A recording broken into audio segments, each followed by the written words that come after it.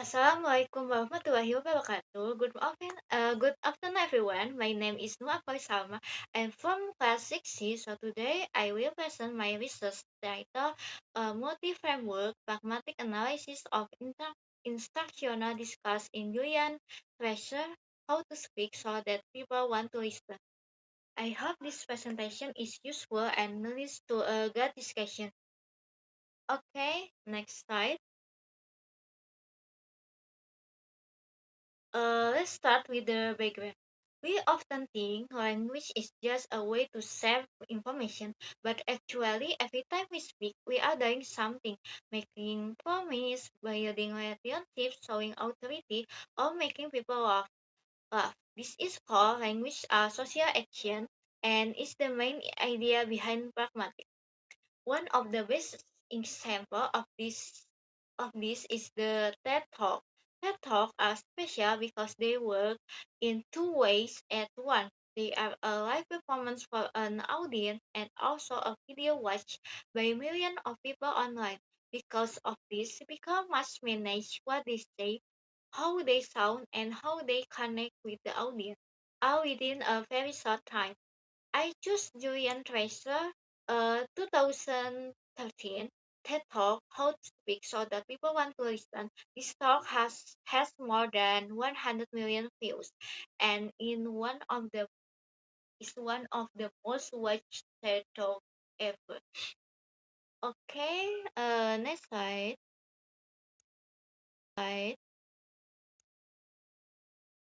So why did I choose this specific talk? Because it's very special. It is self-referential, that means it is a speech about how to speak. Julian Tracer doesn't just explain good communication, he also show it. At the same time, he is talking. In the talk, he point out seven definitions of bad communication, like gossiping, complaining, and exaggerating.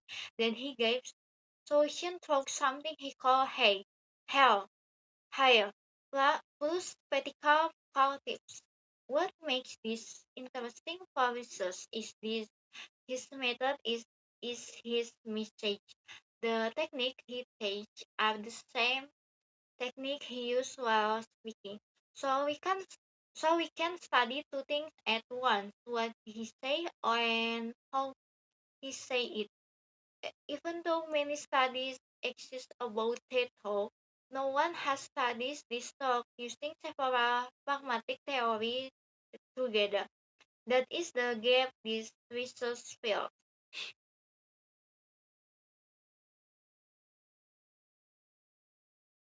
Okay, from that background, I create four research questions. First, what type of speech act does pressure use and what function do they serve at each part of the talk? Second, does he follow oblique grace comparative maxim and what hidden meanings come from making them? Third, what politeness strategies does he use to protect the audience face or self-image? Fourth, how do all these strategies work together to make the talk persuasive and effective? I will answer each question through my finding. Next slide. To answer this question, I use three theories that work well together. So the first is speech act theory by Sully. This theory says that when we speak, we are not just describing things. We are performing action. Every sentence has a meaning, a function, what it does, and a effect on the listener. Sully divided speech act into five types: assertive, directive, permissive, aggressive, and declaration. Okay, the second is Grace Cooperative Principle. Grace said good communication follows rules. call maxim, quantity, quality, ration, and manner. The interesting part is what happens when a speaker breaks these rules on purpose. The listener then understands a hidden meaning called an implicator. The third is politeness theory by Brown and Levinson. This story is about face our public self-image that we want to protect. Positive fans means wanting to be like. Negative fans means wanting freedom and independence. Some action can threaten someone's face. These are called face threatening or act of FTA. Speakers use different strategies to soften this threat. Okay, from the method, this study used a qualitative descriptive approach with pragmatic discuss analysis. Why qualitative? Because meaning in pragmatic depends on context. It cannot simply be counted or measured with numbers without losing important details. My main data is the full transcript of Julian Treasure TED Talk about 9 minutes and 52 seconds long. I also use the YouTube video to check things like tone of voice, pacing, and audience reaction, such as structure and applause. I collected data in four steps: first, checking that the transcript matched the video; second, dividing the transcript into small parts; third, noting tone, pacing change, and audience reaction; fourth, choosing the most important example for each theory. To make sure the study is too short, I read the transcript multiple times and compare it with with the video. I apply the theories consistently. I base every interpretation directly on evidence from the text. Okay, so before going into the finding, let's look at the overall finding. Let's look at the overall structure of the talk. I found that it has four main part, each with a different purpose. So the opening from 0.05 seconds to 0.34 seconds, the tracer built his authority through strong, confident statement about the power of the human voice, described the audience intention right away. The diagnostic part from 0.34 to 2:44 minutes. Here he lists the seven deadly sins of speaking. He never directly says you do this, but the power of this section comes from the audience recognize themselves in his example. The prescriptive part from 2 minutes 44 seconds to 7 minutes 12 seconds. This is the longest section. Okay, the talk become more like a workshop full of instruction, demonstration, and vocal exercise that the audience does together with him. Okay, the closing vision from 7 minutes 12 seconds to the end. Wrestler leaves the particle tips behind and ends with an inspiring message asking what the world would look like if everyone communicated more consistently. Okay, so next slide. My first finding is about speech aid. My first finding is about speech aid. Assertive are strongest. At the beginning of the talk, Teresa starts with bold statement like it's the most powerful sound in the world. Probably the only one that can start a war or say I love you. This is not just information, it builds his authority. Further, his perspective becomes more judgmental. Complaining is viral misery, missing fact with moral opinion. Directives appear most often in the prescriptive section and they range from very soft to very direct. The softest example, would you all like to stand up for a moment? This looks like a question, but it's actually instruction would like wish and would and for a moment make it feel polite and easy to accept. The most direct example go get a voice coach, a simple comment, but it feels supportive because of the family context around it. And a collaborative example, let's try and break that habit. The word let makes it feel like something they do together and not something he is forcing on them. Okay, commissive have weird truths. As I say that I do before every thought I ever do, this is not just a promise. It shows that he personally practice what he teach. Declaration shape how the audience sees the content. I have a sample for you for sure. Give seven deadly sins of speaking. The praise for your pressure makes criticism feel like a gift, not a judgment. Okay, next slide. My second finding is about my second finding is about how Teresa Blake Grace maxim on purpose to create powerful hidden meaning.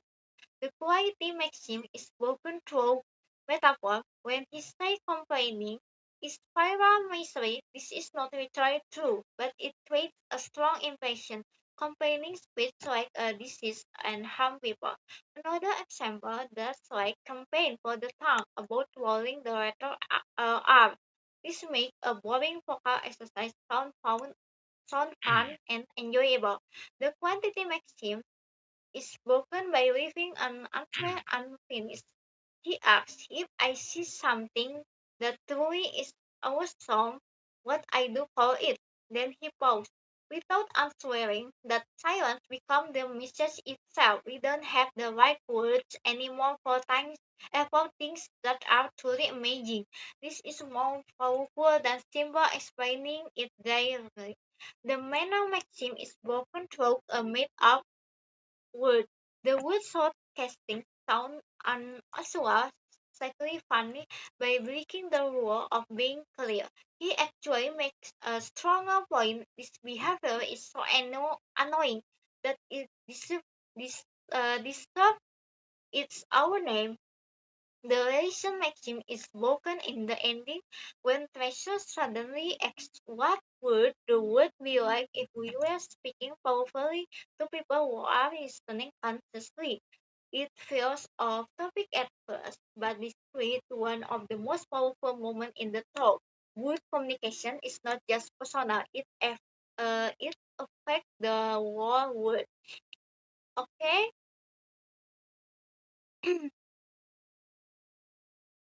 uh, Okay, so now I want to talk about the most important FTA or face threatening of AIDS. In this talk, the entire diagnostic section clearly suggests that the audience also has the seven communication scenes. This is the big crux. The big crux. If Tracer had said directly you gossip or you complain, the audience would probably feel attacked and defensive. So how does he handle this safely? Through a strategy I call graduate phenomenal distancing. Graduate step change in how he refers to people. So step one, the sinner is someone else. We know people who are like this in conversation and we have all met this guy. If the bad habit belongs to someone else, not the audience, Step two, maybe is also us.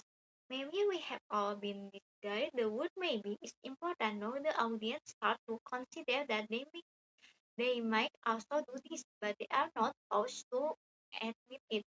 Step three, we all are the same habits that we can all fall into here. Pastor includes himself too.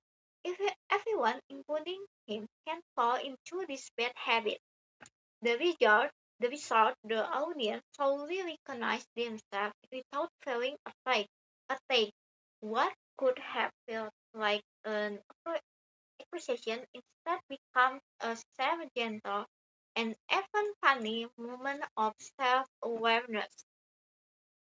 Okay, so the next slide. This slide is the most important one because this is where everything comes together.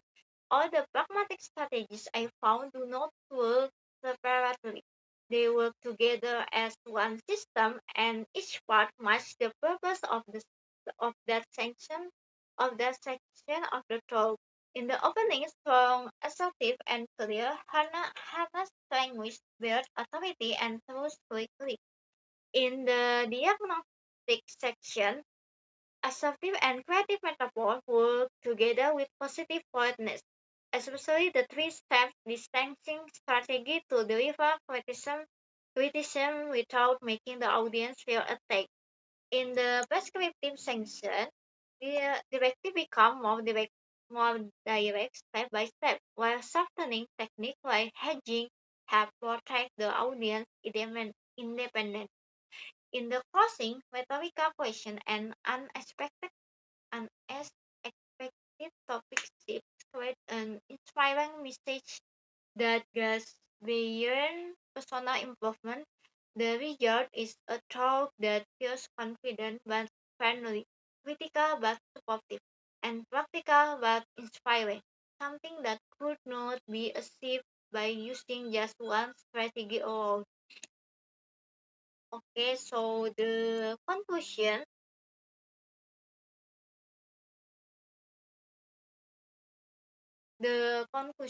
to conclude, let me summarize the main finding of this study. First, Tracer use of five types of speech aids strategically, each serving a different purpose at different points in the talk. Second, breaking Grace maxim on purpose, especially quality, quality and quantity, creates strong hidden meanings that increase the emotional impact of his message. Third, consistent politeness strategies allow him to deliver criticism without damaging his relationship with the audience or making them feel judged. And here is the main idea of this research. A talk about speaking well is by itself a perfect example of speaking well. The way he speaks shows exactly what he is teaching.